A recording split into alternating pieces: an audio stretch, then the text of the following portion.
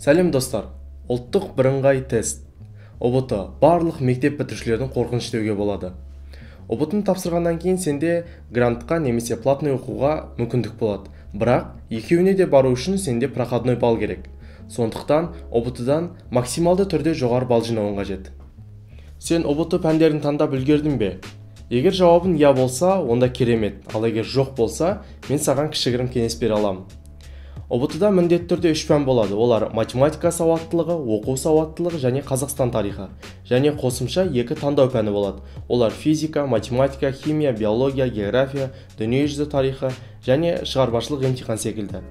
Енді сенің таңдаған мамандығына байланысты пәнінде анықталады. Мысалы, сен медицина саласына барғың келсе, химия және биология пәнін таңдайсың. Ал егер IT саласына барып программист болғың келсе, математика және физика пәнін таңдайсың. Ал егер международные отношения секілді мамандыққа түскің келсе, онда сен дүниежүзі тарихы және шет тілін таңдауың керек.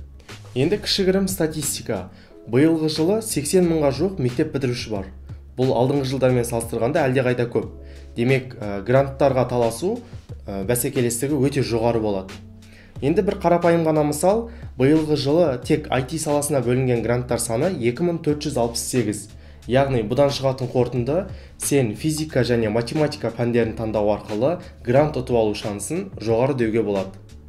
Міндетті болып табылатын математика сауаттылығы, математика және физика секілді пәндерден жоғары балл жинағың келсе, біздің ұбт Max атты оқу орталығымызбен бірге дайындал.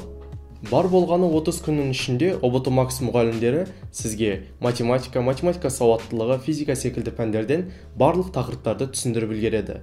Төлемді бір-ақ рет жасайсыз. Бір айдың ішінде барлық тақырыпты қамтып үлгересіздер.